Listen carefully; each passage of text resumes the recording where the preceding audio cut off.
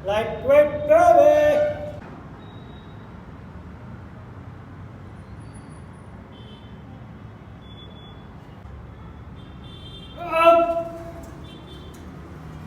Come on.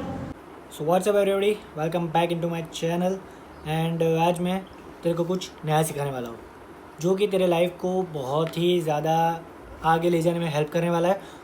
और ये बात किसी ने तेरे को नहीं बताई होगी, ये डेफिनेटली मैं डैम श्योर हूँ। और अगर तू 20s की एज में घूम रहा है, 20-22 साल का है, तो ये रूल तेरे पे सबसे ज़्यादा अप्लाई करना, तेरी लाइफ में अप्लाई करना और रिज़ल्ट देखना बाद में। कौन सा रूल है? 10/10/10 का रूल। किस तरह से सोचना है वो मैं बताता हूँ। कि समझ कि जो भी तू डिसीज़न ले रहा है ना, अभी कोई भी डिसीजन तू ले रहा है वो पहले 10 मिनट के लिए सोच, उसको फिर थोड़ा सा टाइम फ्रेम बढ़ा, फिर 10 महीने के लिए सोच, फिर थोड़ा सा और ज़्यादा टाइम फ्रेम बढ़ा और उसे 10 साल के लिए सोच। जो भी तू एक डिसीजन ले रहा है उसे ये 3 फ्रेम में डिवाइड कर और फिर सोच एक डिसीजन से मेरे ये तीनों पार्ट में कौन सा अफेक्ट करने वाला है, वो सोच समझ के कर। समझ रहा मैं क्या बोलने की कोशिश कर रहा हूँ? कि मान ले एग्जांपल के तौर पे अभी मैं जिम जाऊँ कि ना जाऊँ, शॉर्ट टर्म मतलब कि 10 मिनट के अंदर मेरे को सोचना है। देन वही अगर मैं 10 महीने के लिए गया, और 10 महीने बहुत होते हैं, अगर मैं कंटिन्यू कर लिया 10 महीने के लिए तो कौन से रिज़ल्ट मिले। और भाई अगर मैंने मान ले कि 10 साल तक यही चीज़ कंटिन्यू की तो क्या होने वाला है। ये 3 पार्ट में डिवाइड हो गया। सोचने को तो बहुत अच्छा लग रहा है, बट फॉलो होगा कि नहीं होगा वो बात की बात है। लेकिन ये एक डिसीजन से, अभी 10 मिनट के डिसीजन में अगर मैं अभी उठ के चला गया जिम में तो ये 10 मिनट कंप्लीट, 10 महीना कंप्लीट, 10 साल भी कंप्लीट हो जाएगी। बट एक डिसीजन, जैसे कि अभी 12वीं के एग्ज़ाम ख़त्म हुए हैं तो कौन सी फील्ड में तेरे को जाना है ये सोचेगा। ये तीनों पार्ट में, ये 3 फ्रेम में तू डिसाइड कर खुद कि 10 महीने 10 साल अगर ये मैं फील्ड में चला गया तो क्या होगा, ये फील्ड में चला गया तो क्या होगा। ये 3 पार्ट में कोई सा भी डिसीजन लो, ये 3 में तेरे को डिवाइड करना है, उसी हिसाब तेरे को फैसला लेना है। समझ रहा है? कोई भी लाइफ से रिलेटेड कोई भी क्वेश्चन हो तो इसी रूल को फॉलो करना और डिसीजन ले लेना। और ऐसी बातें अच्छी लगे तो फॉलो और सब्सक्राइब ज़रूर कर देना, भूले बिना सब्सक्राइब कर देना। एंड अभी जा रहा हूँ मैं आर्म्स वर्कआउट करने के लिए। अभी फर्स्ट मील ओट्स मैंने ले लिए एंड जा रहा हूँ जिम में वर्कआउट के लिए, क्योंकि मैंने टाइम फ्रेम में डिवाइड कर लिया है बॉस कि 10 महीने में चला जाऊँगा और 10 साल के लिए गया तो मैं कैसा हो जाऊँगा। और ये सीरीज़ चल रही है 1 साल के लिए, जो मैंने बताया था कि ऐसे ही मैं तेरे माइंड को और अपनी बॉडी दोनों को मैं खोलने वाला हूँ। तो सब्सक्राइब कर देना। और चल मैं अपना आर्म्स वर्कआउट तेरे को दिखाता हूँ। नहीं, आर्म्स नहीं है आज बैक एंड बाइसेप है, सॉरी। सो जिम पहुँच गया हूँ मैं एंड आज है मेरा बैक एंड बाइसेप वर्कआउट। तो आज मैं परफॉर्म कर रहा। देखो, सबसे पहले मैं कहना चाहता हूँ कि मैं यहाँ पे डायरेक्ट पुलअप्स नहीं लगाता, क्योंकि आप खुद सोचिए कि मैं 70 केजी का हूँ, मैं लेग पुल डाउन में 70 केजी नहीं लगा सकता यहाँ पे डायरेक्ट बिना वार्म अप के। ये लोग बोलते हैं कि ये वार्म अप के लिए अच्छी होती है, लेकिन ये वार्म अप सेट नहीं है ब्रो, ये वार्म अप वर्कआउट नहीं है। ये एक्सरसाइज आपकी बैक की डेवलपमेंट दी बेस्ट है। इसलिए मैं आज पहले सीधा क्या बोलते हैं, पुलअप्स नहीं लगाऊंगा। ठीक है, सबसे पहले मैं लगाऊंगा वहाँ पे close grip, leg pull down से आज मैं शुरुआत करूँगा। तो आप भी वैसे कर सकते हो, क्योंकि डायरेक्ट पुलअप्स लगाओगे तो भाई पहले ही भर जाएगा, पूरे फोर आर्म्स एंड बैक सब कुछ भर जाएगा। इसलिए आप भी मेरी तरह कर सकते हो। पहले थोड़ा सा लाइट वेट से हम वहाँ पे एक एक्सरसाइज हमारी कंप्लीट करेंगे, देन उसके बाद मैं लगाऊंगा पुलअप्स।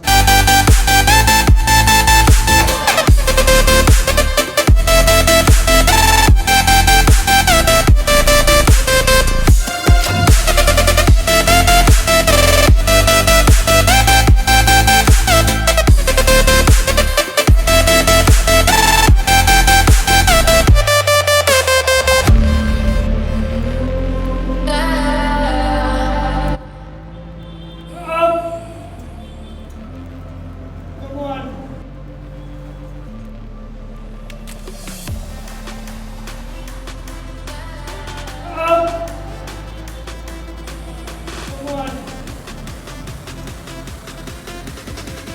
आएगा आएगा आएगा। चल चल चल चल चल। Come on.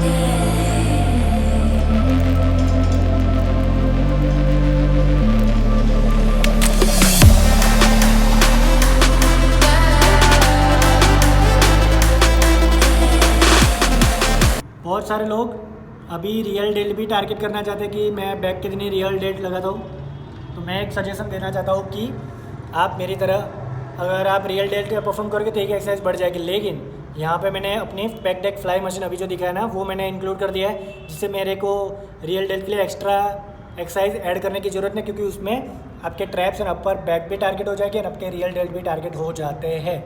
इसलिए मेरी तो फेवरेट एक्सरसाइज है, मैंने यहाँ पे इंक्लूड कर दिया, तो मुझे एक्स्ट्रा रियल डेट की एक्सरसाइज ऐड करने की ज़रूरत नहीं है। तो ये भी अपने हिसाब से आप थोड़ा सा दिमाग लगा सकते हो वैसे।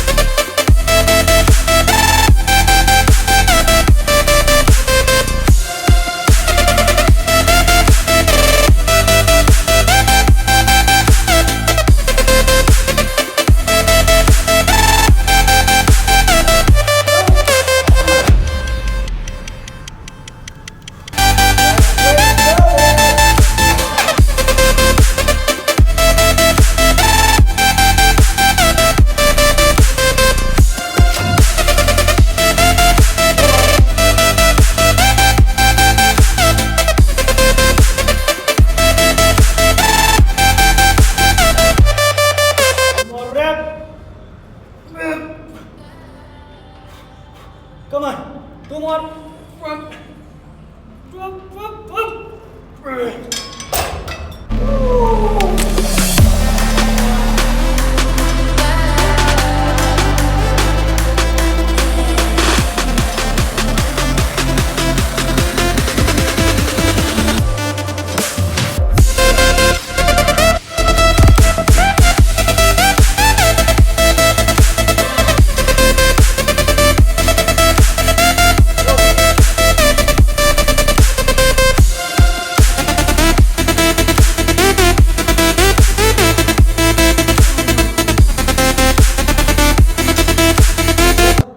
बैक एंड बाइसेप की सारी एक्सरसाइज ख़त्म हो गई है और मैं क्या करता हूँ कि मेरी बैक के लिए जो 6 एक्सरसाइज फेवरेट है उसमें से 3 एक्सरसाइज मैंने आज परफॉर्म किए और 3 करूँगा नेक्स्ट बैक वर्कआउट में।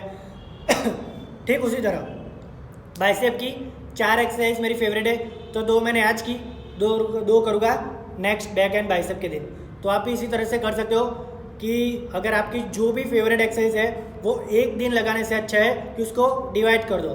जैसे कि मैंने अभी किया है, मैं 3 एक्सरसाइज किए एंड 2 बाइसेप की एक्सरसाइज किए।